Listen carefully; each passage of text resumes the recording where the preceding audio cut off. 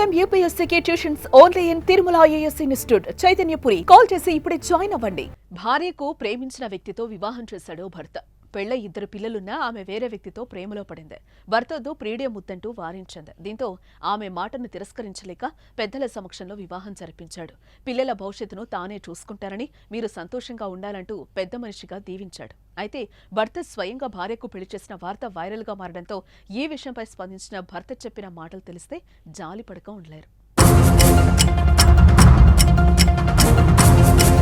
ఉత్తరప్రదేశ్లోని సంత్ కబీర్ నగర్ జిల్లాకు చెందిన బబ్లూకు రాధికకు 2017లో వివాహమైంది.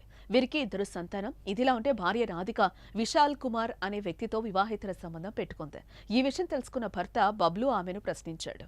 కానీ ఆమె ప్రియుణ్ణి వదులుకునేందుకు ఒప్పుకోలేదు. ఈ క్రమంలో తనే స్వయంగా ఇద్దరికి పెళ్లి చేసేశాడు. అయితే ఇటీవల ప్రియుడితో కలిసి భర్తలను చంపుతున్న వార్తలు నిత్యం ఎక్కడో ఓ చోట వెలుగు చూస్తూనే ఉన్నాయి. తాజాగా మీరట్లో ప్రియుడితో కలిసి భర్తను చంపి ప్లాస్టిక్ డ్రమ్ములో పెట్టిన ఘటన సంచలనంగా మారింది. ఇదే ఘటన ఇక్కడ భర్త బబ్లూను ఆలోచించేలా చేసింది. భార్య వివాహేతర సంబంధాన్ని అడ్డుకున్నా, వారితో గొడవకు దిగినా తనకు ఇదే పరిస్థితి వస్తుందని బబ్లూ భయపడ్డాడంట.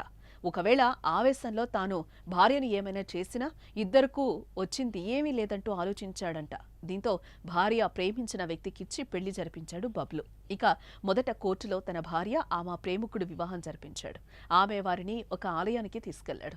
అక్కడ వారు దండలు మార్చుకున్నారు. ఇలా పెళ్లి చేసుకున్న వారిని సుఖంగా ఉండాలంటూ ఆశీర్వదించాడు. ప్రస్తుతం ఈ వీడియో సోషల్ మీడియాలో వైరల్గా మారింది.